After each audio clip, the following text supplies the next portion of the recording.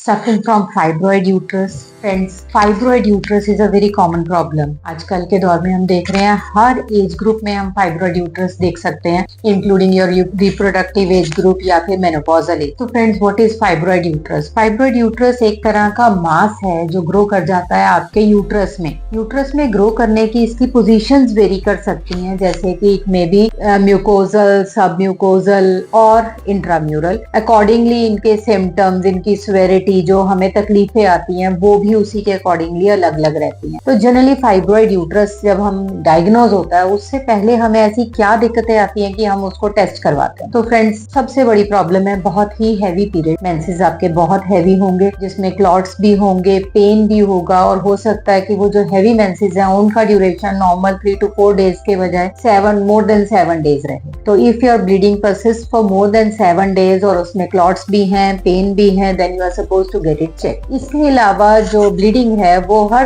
कुछ दिनों के बाद हो सकती है, जैसे हर 10-15 दिन के बाद आपको दोबारा से इंटरमिटेंट पीरियड्स आ रहे हैं। इसके अलावा आपको लोअर बैक पेन हो सकती है। लोअर बैक पेन के साथ साथ आपके ग्रोइंस में पेन हो सकती है। इसके अलावा ल्यूकोरिया भी एक कॉमन प्रॉब्लम है। और इसका नुकसान क्या है? इसका नुकसान फ्रेंड्स ये है कि एक तो ये रिप्रोडक्टिव एज में आया तो आपकी प्रेगनेंसी में जो है दिक्कत करेगा, कि अगर आपको कंसीव हो भी गया तो आपका uterus is not prepare to retain the foetus. तो इस केस में आपको मतलब फर्स्ट ट्राइमेस्टर, सेकेंड ट्राइमेस्टर, किसी भी टाइम पे स्पॉन्टेनियस अबॉर्शन हो सकता है। इसके अलावा अगर वो मेनोपॉजल ग्रुप में आया तो उसमें सबसे बड़ी प्रॉब्लम आती है कि वो जनरली इंट्राम्यूरल रहते हैं और उनके साइजेस इंक्रीज होते रहते हैं, और इंक्रीज होने की वजह से आपको यूरिनेशन में दिक्कत आती है कि उसका प्रेशर जो ब्लैडर पे होता है तो आप यूरिन होल्ड नहीं कर पाते हो। जरा सा एब्डोमिनल प्रेशर इंक्रीज हुआ, कफ आई, तो यूरिन जो है पास आउट हो जाता है। हैवी ब्लीडिंग्स की वजह से को एनीमिया भी कॉज होता है। तो इसके लिए हमें क्या करना चाहिए फ्रेंड्स? इसका कारण जनरली रहता है रिपीटेड अबॉर्शंस, बार बार इंस्ट्रूमेंटल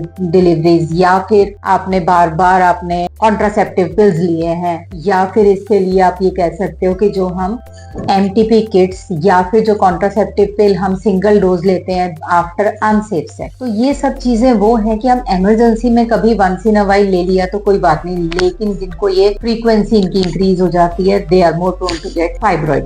Now comes कि हम इनको कैसे मैनेज कर सकते हैं। फ्रेंड्स, मेडिसिन वाला पार्ट हम इसके बाद डिस्कस करेंगे। सबसे पहले आपका लाइफस्टाइल मैनेजमेंट। इसमें अगर आप योगा, एक्सरसाइज और इस तरह की चीजों में जाते हो अपना, अगर आपका ब्लीडिंग हैवी है तो आप आयरन रिच डाइट में जा सकते हो। वॉक, एक्सरसाइज, ये सब चीजें आपको मेंटेन करने में हेल्प करती हैं। लेकिन फाइब्रॉइड यूट्रस कभी भी बिना ट्रीटमेंट के ठीक नहीं होगा, जिसके लिए कि हम दूसरी पैथेज में देखते हैं। जनरली इसके लिए हमें सर्जरी सजेस्ट की जाती है। तो if you want to avoid surgeries then you can opt for homeopathy. In homeopathy हमारे पास बहुत अच्छी मेडिसिन हैं, like fraxinus, calcarea fluor, calcarea carb, thuja, conium mac, phytolacca, ऐसी बहुत सी मेडिसिन हैं जो हम according to your age, according to your location of fibroid, according to your size of fibroid, according to the problem the fibroid is creating, हम आपको prescribe करते हैं, जिससे कि हम उसमें इंप्रूवमेंट भी देख सकते हैं। एवरी 2 to 3 months हम अल्ट्रासाउंड आपका रिपीट करेंगे, जिसमें आप भी इंप्रूवमेंट देख पाओगे। And after some time may be it is a long treatment, तो उसमें हम आपको फाइब्रॉइड को विदाउट सर्जरी करेक्ट कर सकते हैं। And for that you need to contact me. This is doctor Bharti Goyal. Have a good day. Bye bye.